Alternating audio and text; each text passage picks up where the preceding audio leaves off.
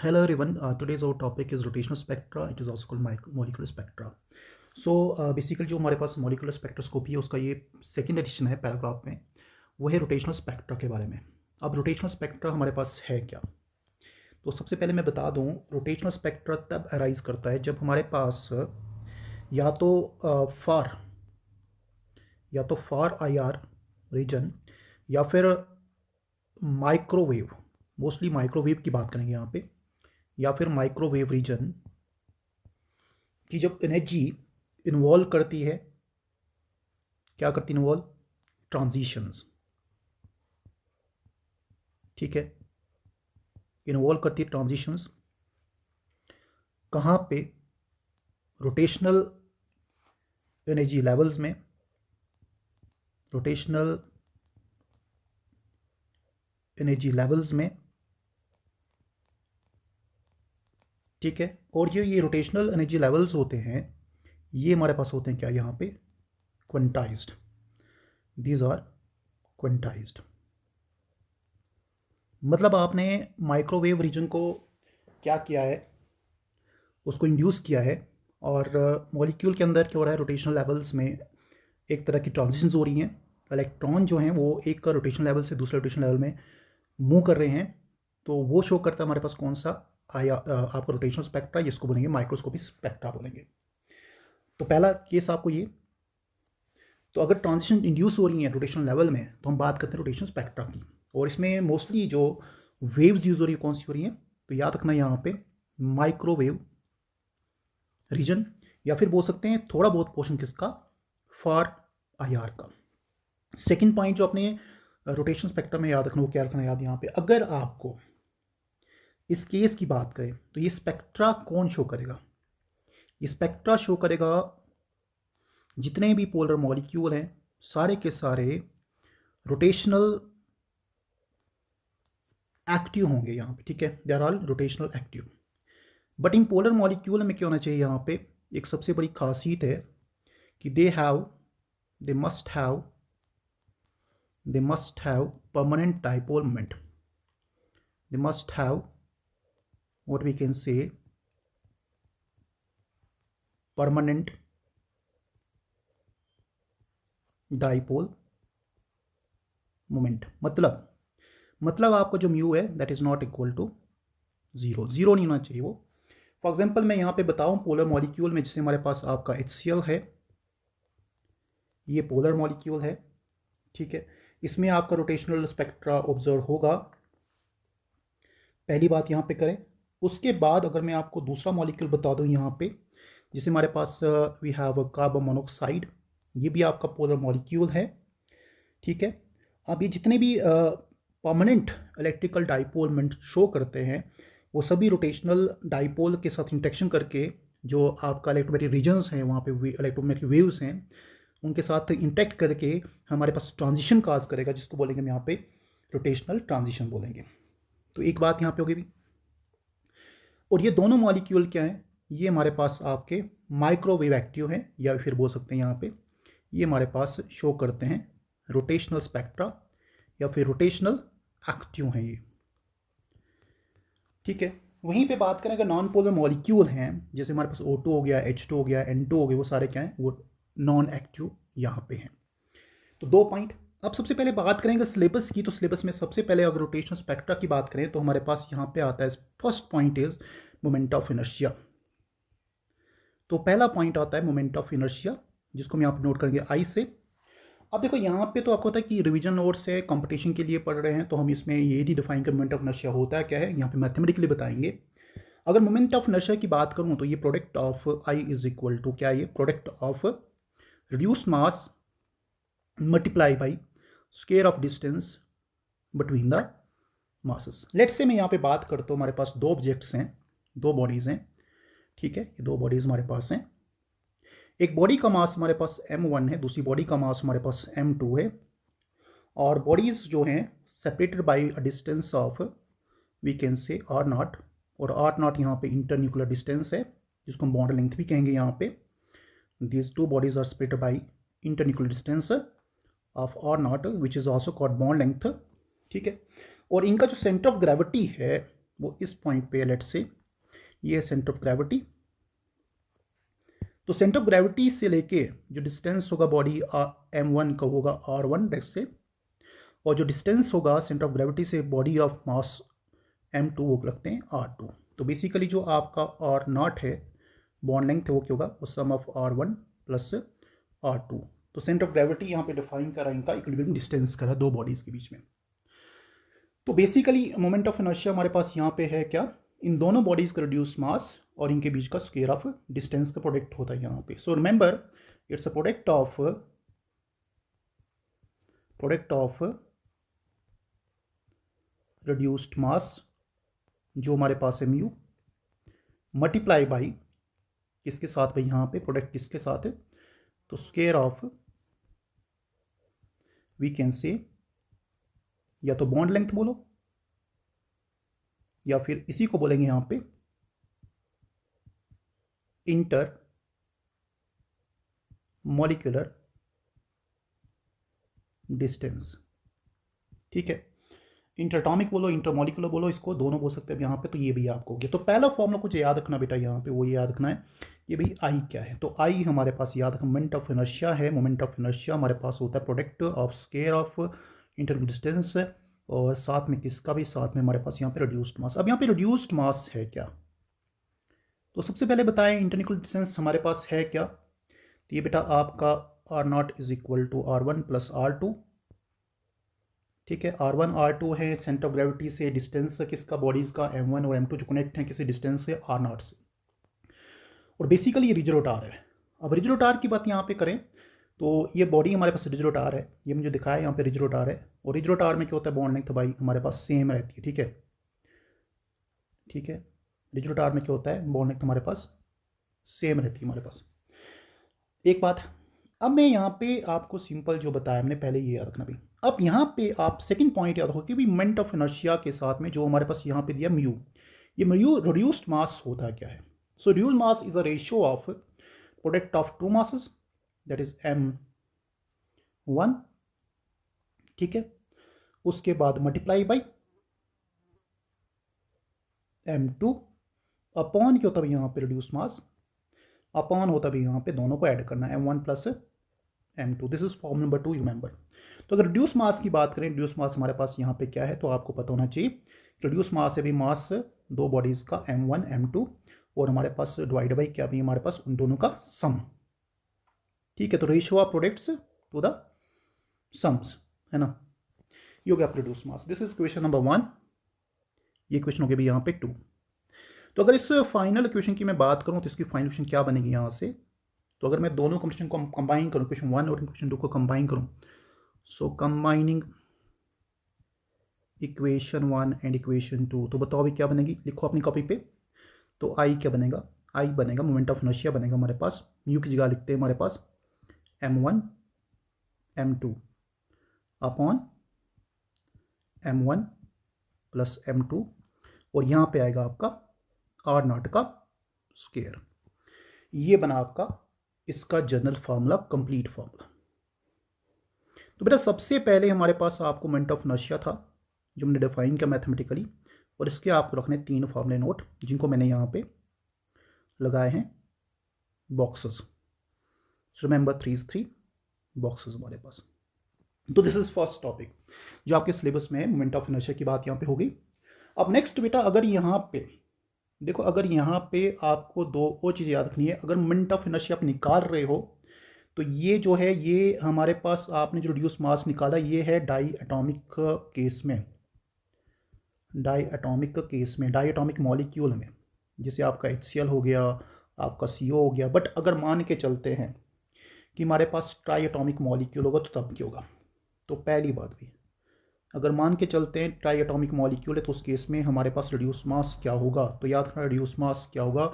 अगर हमारे पास try atomic molecule, इसको मैं μ3 से प्रेजेंट करता हूँ, क्या होगा भाई यहाँ पे, तो याद रखना ये होते हैं, इसके दो फॉर्मूले आते हैं। एक फॉर्मूला बेटा हमारे पास 1/m1 माइन प्लस 1/m3 की पावर इसकी होल क्या होगी भी -1 होगी। ये हमारे पास मास एक, तो एक केस ये। इस केस में जो सेंटर ऑफ एटम है उसको कंसिडर नहीं किया, अगर मान लो ये हमारे पास 3 एटम है, H है, C है और हमारे पास N है, तो ये आपका मास M1, ये आपका मास M2, M3 सॉरी M3, और M2 को यहाँ पे नहीं लिया क्योंकि M2 जो हमारे पास है वो हमारे पास हमने रखा है यहाँ पे, फिक्स्ड रखा है। तो ये बात यहाँ पे याद रखना अगर ऐसा केस हमारे पास है। बट जब हम तीनों का मास लेते हैं, जब तीनों की बात होती है, जब तीनों के एटम की बात होती है, जब M2 की भी लेंगे तो क्या बनेगा हमारे पास, उस केस में ये भी बन सकता है फॉर्म नंबर 1 और फॉर्म नंबर 2। जब हम कंसिडर करेंगे मिडल बॉडी को भी तो उसमें क्या होगा हमारे पास, तो उसमें बेटा फॉर्मूला होगा हमारे पास, उसमें आपको M2 भी इंक्लूड करना है, तो M1 प्लस M2, ऊपर हमेशा प्रोडक्ट ही आता है, उसके बाद बेटा M2 प्लस M3 आ गया प्रोडक्ट हमारे पास, और तीनों का नीचे सम करना है M1 plus M2 plus M3। अगर आपको देखें तो ऊपर वो 2 बार M आया है, तो इसलिए हम इसको यहाँ पे याद रखना, यहाँ पे M2 से ही माइनस करेंगे। ये फॉर्मूला आप रहेगा जब हम तीनों बॉन्ड को, तीनों एटम्स को कंसिडर कर रहे हैं। तीनों एटम मतलब हमारे पास जैसे मान लो अगर एक एटम A है, ये B है, ये C है, इनमें तीनों का हमने कंसिडर किया है। M1 भी लिया है, M2 भी लिया है, M3 भी लिया है, ठीक है। तो उस केस में हमारा फॉर्मूला क्या होगा, यहाँ पे 2 फॉर्मूले इंपॉर्टेंट हमारे पास है। ऊपर याद रखना बेटा प्रोडक्ट हमारे पास किया यहाँ पे, ठीक है। प्रोडक्ट में क्या किया हमने, M1 और M2 को ऐड करके, उसके बाद M2 और M3 को ऐड करके प्रोडक्ट निकाला इनका, साथ में सबको सम किया है, और साथ में हमारे पास आप देखो यहाँ पे 2 M2s दिए हुए, तो उसी M2 को हमें माइनस करना है यहाँ से। होगी भाई फॉर्मूला किसके लिए, ट्राई एटॉमिक मॉलिक्यूल के लिए। अब ये फॉर्मूले अगर आपको क्वेश्चन आएंगे तो देख सकते हो, वहाँ पे इसको यूज़ कर सकते हो। तो दिस इज टॉपिक नंबर 1। तो हमने डील किया बेटा टॉपिक नंबर 1 से। अब बात करते हैं टॉपिक नंबर 2 की। सो ये बेटा हम आते हैं टॉपिक नंबर 2 पे इसके अब। सो टॉपिक नंबर 2 हमारे पास है classification of the molecules on the basis of moment of inertia. So how we classify molecules, तो जितने भी मॉलिक्यूल हैं जो शो करते हैं रोटेशनल स्पेक्ट्रा, उनकी बात यहाँ पे करेंगे, और हम इनको क्लासीफाई करें on the basis of moment of inertia. तो कंसिडर करते हैं हमारे पास आपके 3 एक्सेस A, B और C, हमारे पास मोमेंट ऑफ इनर्शिया जो है मॉलिक्यूल हमारे पास 3 एक्सेस में हमारे पास है। तो अगर मोमेंट ऑफ इनर्शिया हम करें along the A axis, along the B axis, along the C axis, उसकी बात करें तो क्या होगा। देखो अगर हमारे पास पहली कैटेगरी आती है लीनियर की बात करते हैं, तो सबसे पहले बात आती है लीनियर की। तो लीनियर स्पेक्ट्रा बेसिकली हमारे पास है क्या, सो what is this about linear. तो अगर लीनियर की बात करूँ, इसमें हमारे पास जो आपके एक्सेस हैं, जो आपके 3 मोमेंट ऑफ इनर्शियास हैं along the A axis, B axis, C axis के इसमें बात करें तो इसमें हमेशा क्या होगा, आपका IA इज इक्वल टू 0 होगा, ठीक है। उसके बाद बात करें यहाँ पे IB और IC, ठीक है, both are equal but they are not equal to 0, ये आपको याद करें। इसमें एग्जांपल आती है हमारे पास HCl की, उसके बाद कार्बन मोनोक्साइड की और नाइट्रोजन ऑक्साइड की एग्जांपल आती है। इसका स्पेक्ट्रा कैसे होगा बेटा, सिंपल होगा। तो याद रखना यहाँ पे केस, याद रखना यहाँ पे ये केस आपको इंपॉर्टेंट है, हम इसको यहाँ पे हाईलाइट कर देते हैं। So this case is very very important. तो पहला आपको यहाँ से आ सकता है कि भाई लीनियर मॉलिक्यूल में क्या क्या होता है। दूसरा आपको एग्जांपल आ सकती है स्पेक्ट्रा कैसे इसका, सिंपल बेटा हमारे पास लीनियर की बात, इतना ही याद रखना यहाँ पे। नेक्स्ट जो हमारे पास कैटेगरी आती है that is called spherical top. Spherical top में सारे एक्सेस हमारे पास होते हैं बेटा बराबर, ठीक है। Moment of inertia of A, B and C are equal, all are equal. इसमें एग्जांपल आती है हमारे पास सबसे पहले टेट्राहेड्रल कॉम्प्लेक्सेस की।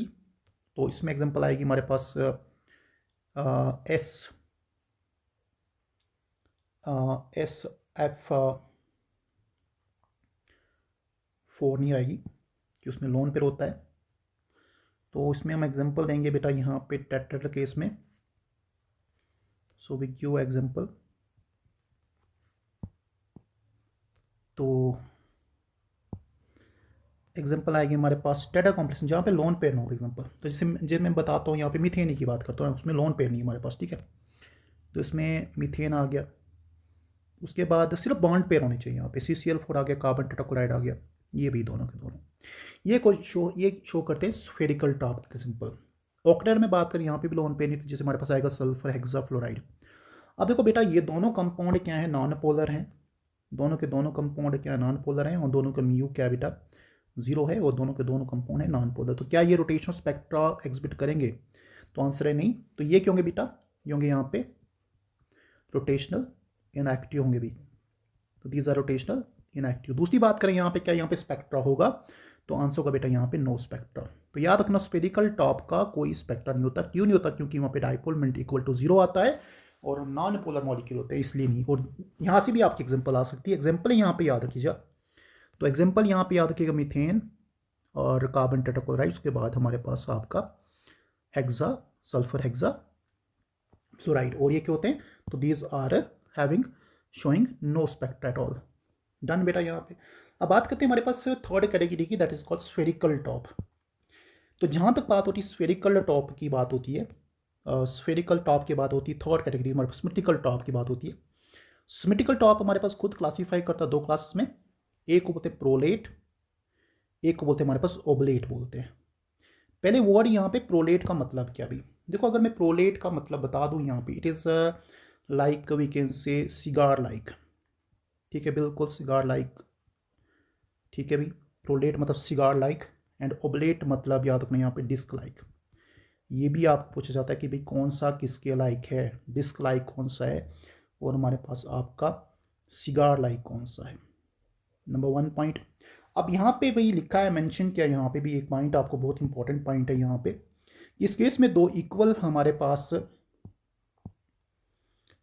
हमारे पास आपके मिनट्स होते हैं, और एक होता है डिस्टिंक्ट मिनट होता है हमारे पास। जैसे फॉर एग्जांपल मैं प्रोलेट की बात करूँ तो यहाँ पे IB और IC बराबर है, और वहाँ पे IA जो है वो डिफरेंट है, डिस्टिंक्ट है हमारे पास, और सच दैट हमारे पास जो IB और IB और IC है वो मोर देन ग्रेटर देन किसके हैं, IA के। साथ में करते हैं यहाँ पे ओबलेट की, यहाँ पे याद रखना आपका A और B बराबर होगा, और C यहाँ पे बड़ा होगा इस केस में, तो 1 इज डिस्टिंक्ट 2 आर इक्वल हो गए यहाँ पे। उसके बाद बात करते हैं यहाँ पे, तो जो प्रोलेट का स्पेक्ट्रम है उसका स्पेक्ट्रम को बेटा यहाँ पे मीडियम स्पेक्ट्रम होगा उसका,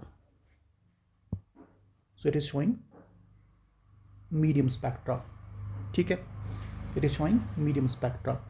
वहीं पे बात करते हैं जो स्पेक्ट्रा होगा हमारे पास। देखो सबसे पहले यहाँ पे बात करो BF3 की, तो एक चीज़ याद रखना यहाँ पे, BF3 में हमारे पास इसका डाइपोलमेंट इक्वल टू 0 होता है, और ये भी आपका नॉन पोलर मॉलिक्यूल है। अब नॉन पोलर है और साथ में ये हमारे पास आपका ओबलेट टाइप है। वैसे ये भी बात करें, इसका भी डाइपोलमेंट इक्वल टू 0 होता है, ये भी ना आपका नॉन पोलर है, तो क्या यहाँ पे स्पेक्ट्रा आएगा, सो बेटा यहाँ पे आपका स्पेक्ट्रा नहीं आएगा, ठीक है, यहाँ पे आपका स्पेक्ट्रा नहीं आएगा, हो गया यहाँ पे। उसके बाद बात करते हैं एसिमेट्रिक टॉप्स की। एसिमेट्री से आपको याद होना चाहिए कि सारे जो एक्सेस हैं, चाहे वो आपका आई है, चाहे वो आपका IB है, चाहे वो आपका IC है, दे आर नॉट इक्वल। तो ये सारे के सारे एसिमेट्रिक हैं, they are not equal. Most unsymmetrical तो एसिमेट्रिक टॉप आता है, और most symmetrical spherical top, symmetrical top नहीं होता यहाँ पे।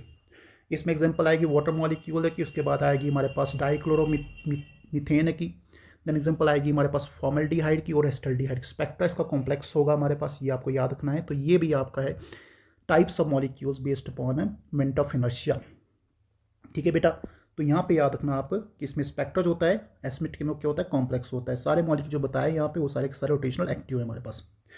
सो नेक्स्ट तो हमारे पास थर्ड टॉपिक आता है बेटा। थर्ड टॉपिक क्या आएगा यहाँ पे, सो बेटा थर्ड टॉपिक आता है हमारे पास यहाँ पे एनर्जी। अब एनर्जी क्या आएगी भी यहाँ पे, अगर हम निकालें तो एनर्जी क्या आएगी, एनर्जी किसकी निकाली हमने, एनर्जी ऑफ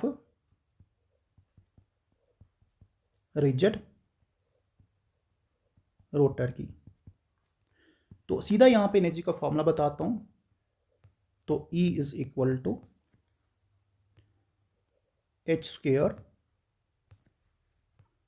8 π² I, उसके बाद J+1। बेटा पहले यहाँ पे बता दूँ कि J क्या है, तो J है हमारे पास रोटेशनल क्वांटम नंबर, जिसकी वैल्यूज होती है 0 से लेके onwards, 0 1 2 3 and so on, whole numbers में रहती है इसकी वैल्यू, ठीक है। तो एक ये फॉर्मूला होता है। इसी के साथ इस फॉर्मूले को हम दूसरे तरीके से लिख सकते हैं। So remember also E is equal to H upon 8 π² IC। C यहाँ पे वेलोसिटी है, C कहाँ से अभी बात करेंगे C की भी, और यहाँ पे सेम फॉर्मूला J+1 उसके बाद J। तो बेटा हमारे पास यहाँ पे हमने एक सीक्वेंस में चेंज किया है हमारे पास, यू नो दैट अगर मैं आपको सिंप्लीफाई करके यहाँ पे बता दूँ कि भाई हमारे पास ये सी कहाँ से है, तो यू नो दैट अगर मैं आपको थोड़ा बेसिक पे जाऊँ तो बेटा आपने पढ़ा है कि भाई वेवलेंथ और फ्रीक्वेंसी के होते हैं आपस में इनवर्स होते हैं ना। अच्छा, वेवलेंथ इज इक्वल टू हमने पढ़ा भाई सी वेलोसिटी अपॉन वी, और यहीं से अगर मैं सी निकालूँ तो बेटा सी क्या होता है, you know that it is equal to frequency multiply by wavelength, और वेवलेंथ क्या होता है बेटा यहाँ पे रेसिप्रोकल ऑफ वेव नंबर होता है। ठीक है, तो रेसिप्रोकल वेव नंबर की बात यहाँ पे की, तो इस केस में हमने यहाँ पे जो चेंजेस किए हमारे पास वो हमें अकॉर्डिंगली यहाँ पे चेंजेस किए हैं, तो हमारे पास ये सेकंड फार्मूला बनेगा यहाँ पे। अब दोनों फार्मूला में फ़र्क क्या है, यहाँ पे जब आप एनर्जी निकाल रहे हो विदाउट सी निकाल रहे हो यहाँ पे, तो बेटा यहाँ पे जो आपका, अच्छा यहाँ पे एनर्जी की टर्म में यहाँ पे अब यहाँ पे क्या लगाया आपने, वी बार लगाया, तो मैं यहाँ पे कोशिश करता हूँ वी बार लगाने की, इसको मैं हटा देता हूँ ई को और यहाँ पे लगाता हूँ वी बार। ठीक है, तो यहाँ पे लगाता हूँ आपका वी बार लगा देते हैं। ठीक है, तो ये हो गया भाई in terms of wave number, in terms of wave number. इसका यूनिट यहाँ पे होगा भाई सेंटीमीटर इनवर्स, और ये एनर्जी निकाली यहाँ पे तो इसका यूनिट होगा भाई जूल हमारे पास। अब यहाँ पे दो चीज़ें मैं यहाँ पे बता दूंगा। पहली चीज़ भाई यहाँ पे ई को हम लिख सकते हैं, E is equal to B J plus one. ठीक है भाई, और यहाँ पे लिख सकता हूँ मैं, यहाँ पे भी लिख सकता हूँ मैं, क्या लिख सकता हूँ यहाँ पे भी मैं कर सकता हूँ इसको बी जे प्लस वन। अब दोनों केस में बी डिफरेंट हैं, तो देखो बेटा पहले केस में बी क्या है, मैं यहाँ पे इसको एक बार दिखा रहा हूँ, ये भाई पहले केस में बी है, इसमें बी क्या है, इसमें डिफरेंट है बी हमारे पास, तो दोनों केस में बी क्या है। तो ऊपर वाले केस की बात करते हैं पहले, यहाँ पे बी क्या है, तो भाई B is equal to H square upon 8 pi का स्क्वेयर आई, और यहाँ पे बेटा बी क्या है, यहाँ पे B is equal to H upon 8 pi square I C. अच्छा, यू नो दैट एक होता है एच कट, तो H cut is equal to H upon 2 pi, और अगर मैं यहाँ पे एच कट का स्क्वायर लगाता हूँ क्या बनेगा बेटा, ये बनेगा एच स्क्वायर अपॉन, तो 2 का हो गया अभी 4 पाई का स्क्वायर है ना। ठीक है, 4 पाई का स्क्वायर बन गया हमारे साथ। 4 पाई स्क्वायर की जगह पे यहाँ पे लगा दे तो क्या ये वैल्यू चेंज होगी, this is also equal to, अगर यहाँ पे एच कट लगाता हूँ एच कट का स्क्वायर अपॉन क्या आएगा 4 यहाँ पे। ठीक है, तो आएगा बेटा 2i, ये आएगा यहाँ पे 2i आएगा, तो इसको भी चेंज कर सकते हैं हमारे पास। तो बेटा यहाँ पे अब आपका क्या बनेगा, अब आप वो बताइएगा। तो यहाँ पे देखो भाई खाली एच है, तो मैं इसको रिप्लेस किया एच कट से अपॉन 2 पाई, अब 2 पाई चला गया पीछे, रहा यहाँ पे क्या भी 2 4 ज़ा 8, तो होगा भाई 8 की जगह 4 पाई आ गया, आई सी आ गया यहाँ पे। ठीक है, ये भी बना दिया यहाँ पे आपको, तो ये भी कन्वर्ट करके बता दिया। अब आपको जो भी पूछा बी की वैल्यू जूल में पूछे तो आपने ये लगानी है, और अगर आपको पूछे भाई सेंटीमीटर वर्स में in terms of wave number तो आपने ये लगानी है यहाँ पे। ओके भाई, यहाँ पे एनर्जी ऑफ रोटार, तो remember this formulas are so simple to remember, यहाँ पे एक फॉर्मूला याद रखिएगा। सो ये आपने बॉक्स कीजिए, इस फॉर्मूले को याद करें, बी जे ब्रैकेट के अंदर जे प्लस वन, तो बी यहाँ पे क्या कोई पूछा आपसे, ये भी आपके एक रोटेशनल कांस्टेंट है यहाँ पे, this is also rotational constant. ठीक है, अब बेटा इसका सिलेक्शन रूल क्या है, तो जहाँ तक बात होती है सिलेक्शन रूल की, सो व्हाट इज सिलेक्शन रूल, तो सिलेक्शन रूल क्या है यहाँ पे, सो सिलेक्शन रूल ये कहता है कि भी जो हमारे पास आपका रोटेशनल क्वांटम नंबर होगा, अगर उसकी बात करें change in rotational quantum number is equal to always plus minus 1 रहती है हमारे पास। ठीक है, अब इसमें प्लस क्या डिफाइन कर रहा है, delta J is equal to plus 1 क्या डिफाइन कर रहा है, और delta J is equal to minus 1 क्या डिफाइन कर रहा है। तो delta J is equal to plus 1 define कर रहा है एब्जॉर्प्शन हो रही है यहाँ पे। ठीक है, और माइनस कर रहा है यहाँ पे भी क्या हो रही है, हमारे पास इमिशन हो रही है। तो बेटा यहाँ से याद रखना। अब हमारे पास मैं थोड़ा सा यहाँ पे बताता हूँ कि इसको अप्लाई कैसे करेंगे। अब लिसन, पहली बात अगर हम इस फॉर्मूले को देखो यहाँ पे, तो मैंने लिखा भी फॉर्मूला यूज़ किया यहाँ पे, इसका थोड़ा एप्लीकेशन पार करते हैं। Formula is equal to B J into J plus one. अब जे की वैल्यू आपको पता है कि भी स्टार्ट होती कहाँ से, सो जे की वैल्यू स्टार्ट होती 0 से 1 से 2 3 सो ऑन चलती रहती है। यहाँ पे वैल्यू 0 से स्टार्ट करती है हमारे पास। तो अगर जे 0 है तो फिर क्या होगा, तो जे 0 तो बेटा यहाँ पे याद रखना ई बी हमारे पास, ई जे भी हमारे पास क्या होगा बेटा 0 ही होगा। ठीक है, अगर बेटा जे 1 है तो उस केस में क्या होगा, ई जे क्या होगा, ई जे 1 क्या होगा बेटा, यहाँ पे इसको मैं 0 लिख देता हूँ, इसको 1 लिख देता हूँ, तो क्या बनेगा यहाँ पे, ये बनेगा आपका। सो देखो यहाँ पे बी का बी, अब जे हमारे पास आपका 1 है, मैंने 1 लगा दिया, अंदर हो गया 1 + 1 2 हो गया, ये बनेगा आपका भाई 2b। ठीक है, तो what is value of E J when J is equal to 2? So we have E J, और यहाँ पे छोटा सा 2 लिखता हूँ यहाँ पे, तो b का b, यहाँ पे j की वैल्यू 2, 2 + 1 हो गया बेटा यहाँ पे 3, और 3 को मल्टीप्लाई करें 2 से कितना हो गया 6b। ठीक है, तो मतलब एक नंबर आपका यहाँ पे होगा n, और यहाँ पे n+1 होगा। तो बताओ यहाँ पे क्या आएगा आपका, यहाँ पे आएगा 3, तो ई जे 3 क्या आएगा बेटा यहाँ पे, तो मैंने कहा b, यहाँ पे 3 आएगी वैल्यू, उसके बाद यहाँ पे उससे एक ऊपर 4, तो एक वैल्यू 3 एक वैल्यू 4, तो कितना हो गया बेटा यहाँ पे 12b हो गया। ठीक है, तो अगर 4 के लिखें तो 4 × 5 आएगा, एक वैल्यू भाई 3, ये अभी 4 की बात करें, एक वैल्यू 4, 4 के ऊपर एक 5 वैल्यू, तो ये कभी कितना 20b हो गया 20b। अगर मैं दोनों का डिफरेंस निकालूं, अगर मैं दोनों का डिफरेंस निकालूं, अगर मैं यहाँ पे दोनों का डिफरेंस निकालूं बेटा, तो बताओ बेटा डेल्टा ई जे का डिफरेंस क्या आएगा जब मैं जंप कर रहा हूँ यहाँ से, कहाँ से, J1 से J2 में जा रहा हूँ, या फिर 2 से 1 पे आ रहा हूँ, चाहे एब्जॉर्प्शन और इमिशन हो रही है। तो अभी हमारे पास प्लस सुपर लेवल गए, तो अभी एब्जॉर्प्शन हो रही है, हमारे पास इमिशन नहीं हो रही, तो इस केस में क्या होगा यहाँ पे, तो निकालते हैं डिफरेंस हमारे पास। तो ये डिफरेंस आएगा, हम 1 से 2 जा रहे हैं, तो 6b से हम निकालेंगे माइनस यहाँ पे 2b, and that is equal to 4b आएगा यहाँ पे। तो 4b का डिफरेंस यहाँ पे आ रहा है। ठीक है, तो उससे नीचे भी निकालें तो 4b का डिफरेंस, 6b का डिफरेंस अगर यहाँ पे निकालें तो बेटा यहाँ पे क्या आ रहा है बताओ, 6b का डिफरेंस आ रहा है, यहाँ पे क्या आ रहा है बेटा, यहाँ पे आ रहा है 8b का डिफरेंस। तो अगर मैं डिफरेंस वाइज चलता रहूँ तो यहीं पे आएगा। तो ये हो गए आपके डिफरेंट केसेस, आपके डिफरेंट एनर्जी लेवल्स बन गए यहाँ पे। तो पहले एनर्जी लेवल की आएगी वैल्यू 0, उसके बाद 2b, उसके बाद 6b, उसके बाद 12b and 20b and so on. तो नेक्स्ट वैल्यू क्या आएगी आप बता सकते हैं यहाँ पे, अगर लेवल हमारे पास अब कितना है 5 हमारे पास, तो यहाँ पे आप 5 और 6 से मल्टीप्लाई करोगे, एक नंबर ऊपर जाना है, 30b आएगी नेक्स्ट वैल्यू। उसका डिफरेंस निकालेंगे, यहाँ पे बेटा आएगा 10b।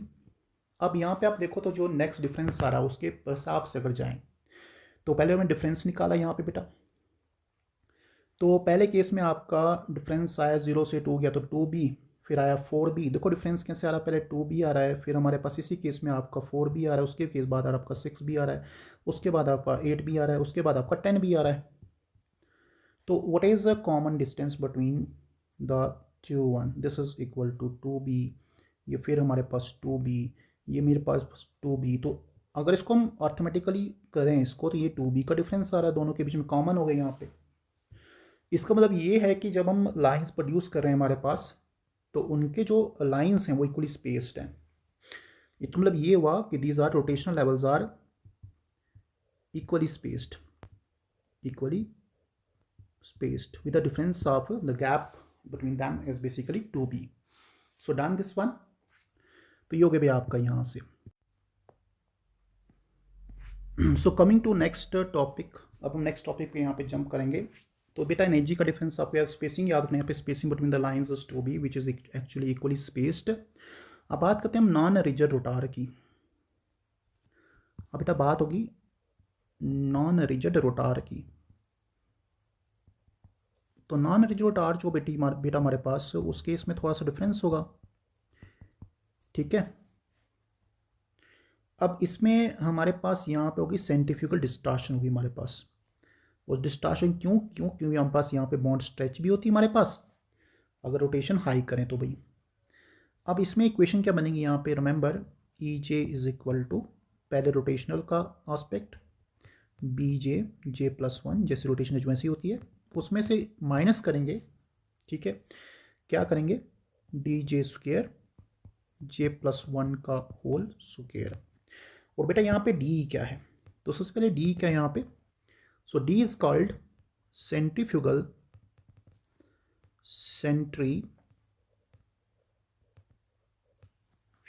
Distortion constant. ठीक है, क्योंकि अगर नॉन रिजिड रोटार है तो उसमें सेंट्रीफ्यूगल डिस्टॉर्शन भी होगी। क्यों होगी भाई यहाँ पे, क्योंकि अगर आप हाई रोटेशन करते हो हमारे पास मॉलिक्यूल की, बॉन्ड स्ट्रेच कर देता है हमारे पास, इसलिए भाई यहाँ पे। तो सेंट्रीफ्यूगल डिस्टॉर्शन कांस्टेंट रहेगा हमारे पास डी, जिसकी वैल्यू बहुत छोटी होती है हमारे पास। ठीक है, और इसी में अगर हम यहाँ पे निकालें अगर हम इसी में लाइन पोजीशन निकालें तो वो क्या होगी यहाँ पे, अगर लाइन पोजीशन निकालें तो वो क्या होगी भी। देखो पहले मैं आपको बताता हूँ लाइन पोजीशन जो है वो क्या होगी यहाँ पे। तो पहले रोटार रिज रोटार की बताता हूँ। यहाँ पे जो लाइन पोजीशन हमारे पास है उसको रिप्रेजेंट करेंगे वेव नंबर टर्म में, that is equal to 2b और j+1 इक्वली स्पेस होगी भी, और वो होगा 2b के इक्वली स्पेस के साथ में। अब यहाँ पे कोई लाइन पोजीशन, तो इस केस में अगर मैं लाइन पोजीशन निकालूं तो होगी भाई यहाँ पे twice of b j+1 minus 4d j+1 का क्यूब, मतलब lines are not equally spaced. इस केस में याद रखना लाइंस आर नॉट इक्वली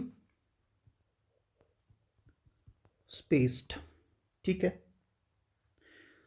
क्योंकि हमारे पास सेंट्रीफ्यूगल डिस्टॉर्शन डिक्रीज कर रहा है तो स्पेसिंग भी डिक्रीज करेगी, और जैसे जैसे जे की वैल्यू बढ़ेगी तो जे की वैल्यू बढ़ेगी तो हमारे पास सेंट्रीफ्यूगल डिस्टॉर्शन डिक्रीज करेगा, ये वाला पार्ट जो डिक्रीज करेगा, और ये डिक्रीज करेगा तो हमारे पास स्पेसिंग भी क्या होगी, डिक्रीज होगी भाई हमारे पास। ये आपको यहाँ पे याद रखना है।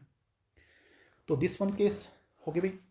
अब नेक्स्ट टॉपिक यहाँ पे आपने फॉर्मूला रखना है नॉन रिजिड रोटार का भाई। यहाँ पे ये इसमें आपने एक इक्वेशन याद रखनी है, डी याद रखना डिस्टॉर्शन कोशेंट है, डिस्टॉर्शन कांस्टेंट है, और कौन सा सेंट्रीफ्यूगल डिस्टॉर्शन कांस्टेंट है बेटा हमारे पास। अब बात करते हैं हमारे पास नेक्स्ट हमारे पास आती है population of, so next topic is here population of rotational level, population of rotational level. तो बेटा इस पॉपुलेशन ऑफ रोटेशनल लेवल जो है बेसिकली डिपेंड करता है बोल्ट्जमैन डिस्ट्रीब्यूशन पे। इसका फॉर्मूला सीधा लिखते हैं, तो ये बेटा हमारे पास N J upon N naught, this is population, is equal to 2j+1, और हमारे पास यहाँ पे E raised power E J upon K T. तो भाई यहाँ पे जे ई जे एनर्जी हमारे पास है, एक्सपोनेंशियल पावर में जो दी है, के हमारे पास बोल्ट में कांस्टेंट है, टी टेम्परेचर है, और यहाँ पे जो पॉपुलेशन है वो N J upon N naught है बेटा हमारे पास, ठीक है। और इस केस में जो ये आपका j+2j+1 है, this is representing here degeneracy, ये बता रहा है डीजेनरेसी बता रहा है यहाँ पे 1 पॉइंट। अब मैक्सिमम पॉपुलेशन होगी यहाँ पे, तो रिमेंबर मैक्सिमम पॉपुलेशन कब होगी, तो उसको रिप्रेजेंट करेंगे कहाँ पे, जे मैक्स से, that is given by is equal to root of K T, K Boltzmann constant, upon twice of B H C minus 1/2, ये होगा मैक्सिमम पॉपुलेशन होगी यहाँ पे। तो ये भी आपको याद रखना है। तो पहले पॉपुलेशन इंक्रीज करती है उसके बाद डिक्रीज करती है, ये भी यहाँ पे याद रखना, पहले पॉपुलेशन इंक्रीज करती है डिक्रीज करती है हमारे पास। अब यहाँ पे होगा भाई ये वाला पॉइंट हो गया, तो जितनी इंटेंसिटी बढ़ेगी, देखो भाई अगर मैं पॉपुलेशन की बात करूँ, इंटेंसिटी की बात करूँ, इंटेंसिटी बढ़ेगी तो आपका 2j+1 के फैक्टर के हिसाब से, इसके हिसाब से बढ़ेगी यहाँ पे के टी, ठीक है, मतलब पीक्स इंक्रीज करेंगी, ठीक है, तो फिर डिक्रीज करेंगी। अगर मैं यहाँ पे प्लाट बना दूँ तो पहले पीक्स इंक्रीज करेंगी फिर डिक्रीज करेंगे, पहले पीक्स इंक्रीज कर रही हैं, ठीक है बेटा, एकदम मैक्सिमम जा रही हैं, उसके बाद क्या कर रही हैं, डिक्रीज कर रही हैं, ठीक है, ये हो गया यहाँ पे। और जहाँ पे सबसे ज़्यादा पॉपुलेशन है वहाँ पे सबसे इंटेंस पीक होगी हमारे पास यहाँ पे, और ये मैक्सिमम पॉपुलेशन शो कर रहा है यहाँ पे इस पीक के हिसाब से। तो डन बेटा यहाँ पे, तो ये याद रखना इंटेंसिटी एक्सप्लोशन होती है यहाँ पे, तो इंटेंसिटी बढ़ेगी जे के वैल्यू से हिसाब से बढ़ेगी, फिर उसके बाद डिक्रीज करेगी हमारे पास, और जहाँ पे पॉपुलेशन मैक्सिमम वहाँ पे मोस्ट इंटेंसिव पीक रहेगी हमारे पास। तो ये हो गया भैया आपका पॉपुलेशन के बारे में, ठीक है भाई। अब हमारे पास आपको रोटेशन कांस्टेंट भी समझ आया, पॉपुलेशन के बाद में भी यहाँ पे नंबर ऑफ लाइंस की बात मैंने की, ट्रांजिशन की बात मैंने की, रिड्यूस मास की मैंने बात की, तो ये कुछ पार्ट्स हैं भाई स्पेक्ट्रम के। अब लास्ट आता है यहाँ पे डिटर्मिनेशन ऑफ बॉन्ड लेंथ। तो बेटा ये बॉन्ड लेंथ कैसे निकालें, तो एक बॉन्ड लेंथ भी आता है। देखो सबसे पहले मैं आपने एक फॉर्मूला पढ़ा पीछे आपने एक फॉर्मूला पढ़ा, अगर मैं आपको बॉन्ड लेंथ की बात करूं तो बेटा बॉन्ड लेंथ कैसे निकालें, how to determine bond length. अब बॉन्ड लेंथ यहाँ पे आप आर नॉट की बात कर रहे हो, you are talking about R naught. अब आर नॉट कैसे निकालें, ठीक है, तो how to find bond length determination, है ना। तो अब किस फॉर्मूले से आप थोड़ा सा जोर लगाए माइंड में, किस फॉर्मूले से यहाँ पे बॉन्ड लेंथ को निकाल सकते हैं, उसके लिए क्या हम कर सकते हैं। तो बेटा बहुत इजी है, हमारे पास एक फॉर्मूला लेते हैं यहाँ से, हमने ऊपर पढ़ा है that is B is equal to H upon 8 pi square I C, ठीक है। अब यू नो दैट आई क्या होता है, यहाँ से बताओ अभी आई क्या होता है, moment of inertia, and I is equal to reduce mass multiply by R naught का स्क्वायर। बस ये आर नॉट तो निकालना है यहाँ से। तो अगर मैं पूछूं यहाँ से आर नॉट कैसे निकलेगा आपका, आर नॉट कहाँ से निकलेगा आपका, आर नॉट क्या होगा, यहाँ पे बॉन्ड लेंथ हमारे पास है। So how to find this bond length. सबसे पहले इस इक्वेशन को मैं पहले इक्वेशन को यहाँ पे कन्वर्ट करता हूँ और यहाँ पे लिखता हूँ आई क्या होगा हमारे पास, बताओ बेटा आई क्या होगा। तो आई होगा बेटा एच अपॉन 8 पाई का स्क्वायर और बी सी, ठीक है। ये हो गया भाई यहाँ पे एक बात। बताओ बेटा यहाँ पे आर नॉट क्या होगा, यहाँ से इक्वेशन 2 से आर नॉट निकालो, आर नॉट का स्क्वायर इज इक्वल टू, पहले होगा भाई यहाँ पे आपका, so what is R naught का स्क्वायर, तो it is I upon mu, and what is R naught, this is root of I upon mu, ठीक है। तो बेटा अब अगर मेरे पास आपको ये समझ आया है कि भाई आई क्या है, उसके बाद हमारे पास बाकी चीज़ें क्या हैं, तो बताओ फॉर्मूला क्या होगा यहाँ पे। सो फॉर्मूला क्या होगा हमारे पास, what is the formula from here. So very simple to find out here, अगर हम अप्लाई करें दोनों को, स्टेप 1 को स्टेप 2 को यहाँ पे अप्लाई करें, तो बस यहाँ पर लगा दो आई की वैल्यू, तो मैं लिख देता हूँ यहाँ पे रूट लगा देता हूँ पहले, व्हाट इज आई की वैल्यू एच अपॉन 8 पाई का स्क्वायर बी सी, और यहाँ पे अंडर रूट में बटा में यू है, तो यहाँ पे लगा दो बटा में यू भी लगा दो भाई, यू मतलब रिड्यूस मास भी लगा दो, यू इसको बोलते हैं ना। तो यू के फॉर्मूला, तो इससे निकलती है आपकी bond length, therefore bond length is equal to H upon 8 pi का square B C into mu. बस ये फॉर्म लगा दो और बॉन्ड लेंथ को आप निकाल सकते हो। तो ये रहेगा आपका। अब इसमें थोड़ा सा याद रखना यहाँ पे, तो एक सिंपल सा यहाँ पे बता दूंगा आपको भाई कि यहाँ पे याद रखना कि भाई एच की वैल्यू 6.6, कुछ कांस्टेंट वैल्यू बता देता हूँ, 26 into 10 raised power -34 joule second में। सी भी यहाँ पे, सी की वैल्यू हमारे पास आएगी आपकी 3 इंटू 10 रेज्ड पावर 8 मीटर पर सेकेंड, ठीक है। और अगर जब रिड्यूस मास की बात करें वहाँ पे आपको एम यू यूज़ होगा, तो 1 M U is equal to, क्योंकि हम मास को निकालेंगे एम यू में, के जी में जब निकालोगे, के जी में क्या होगा इसका 1.67 इंटू 10 रेज पावर -27 के जी, ठीक है। तो ये आपकी यहाँ पे वैल्यूज़ रहेंगी। तो बेटा ये वैल्यूज़ आपको यहाँ पे याद रखनी। क्या इसका कोई शॉर्टकट है सर, क्या इसका कोई शॉर्टकट है? हाँ बिल्कुल शॉर्टकट है। आर नॉट निकालो, यहाँ से बॉन्ड लेंथ निकालो, तो बस ये सारी वैल्यूज़ को डाल दो और लिख दो फॉर्मूले में एक बार। सो रिमेंबर दिस फार्मूला, ये आएगा 16 पॉइंट, ठीक है, 16.85 के पास में अपॉन माइक्रोन का माइक्रोन, म्यू का म्यू और बी का बी, बाकी सी लगाया, 8 लगाया, पाई लगाया, ये सारा से निकलेगा एंगस्ट्रॉम में। तो बस ये वैल्यू लगा दो और ये आपको फाइनल फार्मूला बनेगा शॉर्टकट के लिए। तो सीधा मैथ में ये डाल देना, सिर्फ आपको एक मैथमेटिकली रिड्यूस मास की वैल्यू लगानी है और बी जो दिया होगा वहाँ पे लगा दो और निकाल दो, ठीक है। तो कोई इसमें दिक्कत ज़्यादा होने की ज़रूरत नहीं है, यहाँ पे ना कुछ करने की ज़रूरत है आपको, बहुत ईजिली से निकल जाएगा। म्यू भी आप निकाल लोगे तो ये निकलेगा आपका बॉन्ड लेंथ हमारे पास, क्योंकि बेटा आपका बॉन्ड लेंथ। सो आज के लिए मैं आपको जो मैं बताया है तो ये काफ़ी चीज़ें आपके लिए हैं। तो अगर मैं समरी की बात करूँ यहाँ पे, तो let us take a summary, थोड़ी एक समरी जो आपको यहाँ पे रिमेंबर होनी चाहिए, याद होनी चाहिए। मैं इधर इरेज करके लिख देता हूँ। तो बेटा लास्टली जो आपने यहाँ पर रिमेंबर करना है वो क्या है, कुछ फॉर्मूले बता दूंगा आपको मैं यहाँ पे। सो रिमेंबर, पहला आपको निकालना है रोटेशनल कांस्टेंट, जिसको हम बोलते हैं बी। तो बी इज इक्वल टू बेटा क्या होता है, h/8 पाई को स्क्वायर आई सी। ठीक है, एक, या इसको हम ये भी लिख सकते हैं h को स्क्वायर अपॉन 8 पाई को स्क्वायर आई। दूसरा बेटा moment of inertia, I is equal to, ठीक है, क्या होता है बेटा, म्यू आर नॉट स्क्वायर। ठीक है, बॉन्ड लेंथ कैसे निकाली आपने, तो bond length is equal to R naught, that is root of h/8 pi square I की जगह पे मतलब कि म्यू। ठीक है, जो भी यहाँ पे यूज़ किया हमने उसकी एच सी की जगह पे। और रिड्यूस मास को पता कैसे निकालते हैं, ये सारे आपके प्रॉब्लम्स यहाँ पे बताए हुए हैं। So all these are your topic. Thank you for watching this video.